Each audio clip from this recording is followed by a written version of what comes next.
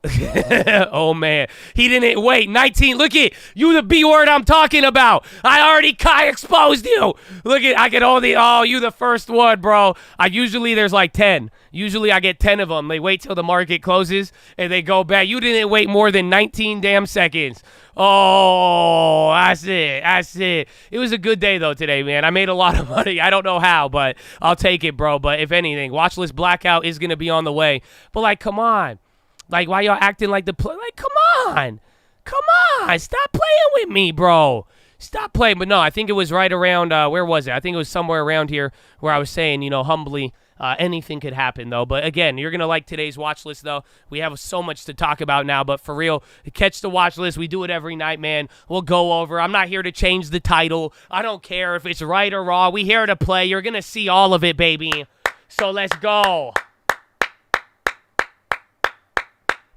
So God bless you all, man. But that's the day. So go check it out. Go check out the links, man. Go be an explorer. Man, fill out the prayer request wall. I didn't know. Some of you don't realize we have free long-term alerts. That's it. I'm going to make a long... Nobody's saying anything about the long-term, though, huh? Yeah. Again, we had a very wild year. I'm not saying that we did everything perfect this year. If anything, I did the opposite. It's going to be like my first downside trading year in the last 3. Unless this next couple of days goes crazy. I don't know, man. God willing. But above all else, man, there's a lot to take in. But there's so much going on, man. So shout out to the long term. Long term is great, man. We posted on the YouTube channel here. You can see it on Adobe. Who cares about Adobe? There's more than Adobe. It's bigger than Adobe now. I don't even know how you're going down in this market now after all of that. Adobe is down 5%. They didn't even run up, though. Any of the leaders kind of sold off. This is that rotation into everything else, man. So we'll see how much happens. But there's the numbers. Troy got them posted. You guys check out the links. Again, free long-term alerts. You click the first link. You go down. There's free long-term. It's literally free. So, again, a lot of great plays. Shout out to Meta at 90. You know what I'm saying? On your phone, that's dope. I'll take it, man. I'll take it. Colt Real Estate, baby. Oh, they ain't in there. I thought they're in the... Yeah, they should be in the description, man. Yeah, Colt. I said don't buy real estate, but it said you go Colt Real Estate. I don't know. They changed it? When y'all... Wait, hold on. How am I supposed to get people here? I'm so confused now. They got me confused, but post the link. There it is. Now it's don't buy real estate, but it's Colt Real Estate. I guess they branded individually. I don't know what we got going on there, but they still killing it. But that's today, right after the bell here at 2. So you want to get into a real estate career. I mean, again, the rates might get lowered. I don't know, man. I don't know. Don't buy real estate. Maybe that's the thing. It's reverse psychology. It's reverse psychology, inverse psychology. But that's it, man. Fill out the prayer request wall. Pray for me. Ugh. Anyways. Point is, man, be an explorer. Check out the links. You got it all there. But that is the day, man. I gotta go poop. I gotta go eat, bro. This is insane. I gotta go pray as well, man. I don't know. This is wild. Oh, and again, I did the GLD plays. I don't think I had time to stream alert those. I literally just did those right at the bell. I'll go over them on the watch list.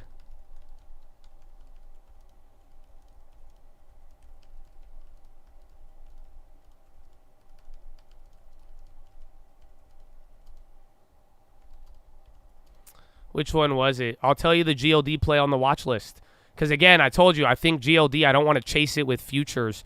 Because, like, when gold goes down, it goes down. So, pretty much, I took, like, half of the gain I made on the flip, and then I just threw it to an option for March on gold. But GLD futures are dog shit. But then, again, I do think they will benefit here.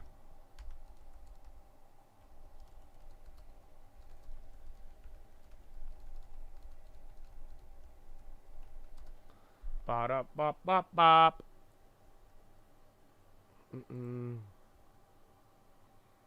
3 times levered on what? I did the March ones, the March 220s. You'll have to wait till the watch list. My friend. Unfortunately. Peace out, GG, baby. God bless you. Adobe did have bad earnings, but again, I think at this point, again, these high flyer 7 stocks, bro, it don't even matter anymore. Again, you're gonna watch that cyclical rotation now, and the Russell. I mean, this is gonna be on fire. Even then, I think the M2K is even up 1,000. Oh my God, the M2K went up $1,500 on the minis. Oh, y'all don't feel me, man. Y'all don't. That's crazy. These guys are insane. So we'll see what happens, but that's it, chat. I love you. I'm gonna give you a little bit. I'll give you some. We'll end it out with this, bro. Let's end it out with some. Yeah, where's Jill? Come on. I mean it. Hey, 4 Nice p.m. Watchlist. at 4 Second p.m. link I in the wake up, channel, bro. bitch. Go to the description. You'll find it. Shout out to Percy, that's me. You could just Look. call me JP. I do not answer Look no on the questions. screen. I'll You show could you. leave that to Shaki. Look. Kamala riding You go with down me. here. She'll lock you up for some You weed. go down Say here. bad things about that Right vaccine. there. I'ma make sure Right you here. don't speak. Gotta All let right, that ladies. see. Right here. I love it, but that shit was weird with his feet. That's it, you'll I find love it. my congressman Every day, trade. bro. Shout out to Every Nancy, she day. paid. Double Every your gas day. in a day. Them would say Putin's to blame. Real politics in your Every day. face. Right there, right 500 there. bill on the way. Right there. 500 mil to Ukraine. Every day. Javelins keeping them safe. Fuck it, just send them some planes. Tell them keep growing them grains. All of my bros and they old. None of they borders is closed. All of us got climate goals. All of us trade together. Strategically releasing the ore. They said that Putin won't fold. They in my cabinet no more. Fuck the squad, fuck the foe. Had a 9, fuck a roll. Now we going back to cold. Hunter my dog, that's for sure. We ain't gon' fall about shit. Especially not 10%. We ain't gon' fall about hoes. Me and Nance get the votes. Lobby that shit on the low. I got Congress in control. I got your student low froze. I got your mortgages froze. I got Keystone on froze. But mention and cinema froze. I'm getting faded, I'm eating this ice cream. I don't like voters who ID. Questions from press, that's unlikely. Bring up Trump if they don't like me. They give me the Eddie, I wake up. Passing bills, that's a layup. I'm the big man, I got say so. They lock you down if I say so. Booster on booster on booster. Mandate on mandate on mandate. I just gave Evie a test rate. Fuck you, Elon, I won't even say your name. Came in the office already ballin'. Silent just ain't changed my name to Stalin. Right off the screen that I'm gone with the wind. Do nothing about something till they pass a bill. Pull up in a brand new Benz truck. How about fresher than a red truck? How I got it, how to just, yeah. How I gotta make it one car. Station on your block, took off. Mixing up my words, I'm lost. Who I think they mad? My fault, talking about inflation. I caused, dumping our oil turned me to a savage. $1 saved on a gallon. Fuck OPEC and King Salmon. And fresh, I'm tired.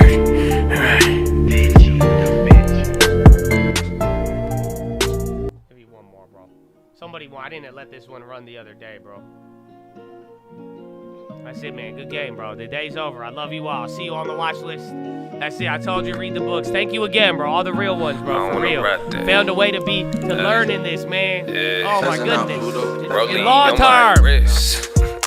Nah, I don't wanna rap that. Pull up in a big body, I don't put a tap back. Hit me with the divvy, I don't even need the NASDAQ. Skinny and she pretty, I don't even need the ass fat. Guinea was a freebie, I don't even need a fast one. I was never greedy, I just never fucking had shit. Now I bet that I ain't never fucking going bad shit. Please stop backing, y'all need masking. Little more balance and a lot of bit of counting. Pull it to the valley, got these motherfuckers counting. Pulling up the line, so got it looking like a million. Remember when I put them on the motherfuckers daddy? Put it some more fighter, I don't give a fuck about it. I'm still in the game like a Indiscriminate athlete. Got a little fame, but it ain't changed nothing about me, nah. Same OJ, you smoke more J, still make them plays, but I play less games. Always ready for the war, I ain't playing campaign, but I really need a reason for I pop champagne. Proper for the fall, so I gotta stay safe. Lot of money on the table, boy, that look like bait. I'ma think it before I get it, boy, that look like fate. Either way the story goes, no, I love that fate. Had these motherfuckers hated me before they love me. Now they selling half and they ain't playing with their money. I told them take a tenth and pay yourself, cause that's your money. Put me on the bench, cause I ain't playing with you dummies. They ain't give us nothing, even if they did, no, I wouldn't take it from them. They was took a shit, but we still try to love them. Got so many wins that I can trip about a fully on my wrist. Nah, rather get a B&B and rent it for the scenery and maybe live the seasonally and keep on buying stats every month, spread it evenly and shout it out to people that believe in me. I hope you living peacefully and same thing for the people that don't speak to me. I do this shit for everybody equally. I guess it's just a G and me, and when we done with that, we going back to the reality. Yeah.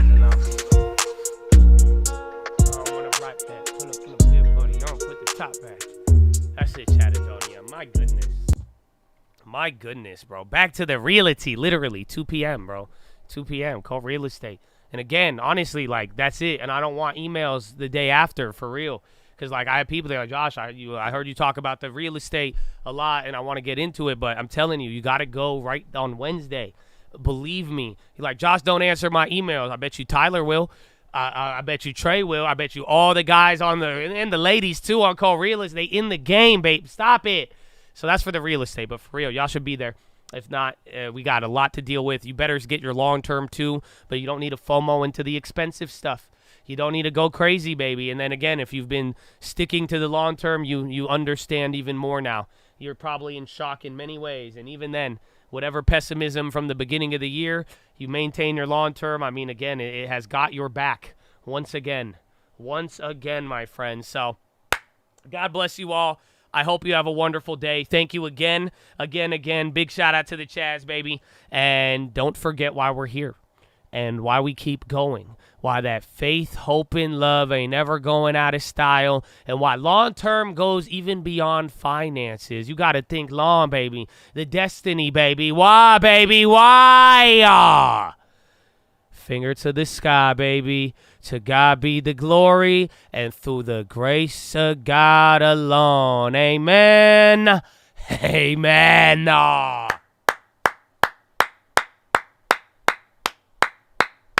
You're getting Alibaba news. They invested $600 million in some Singapore company.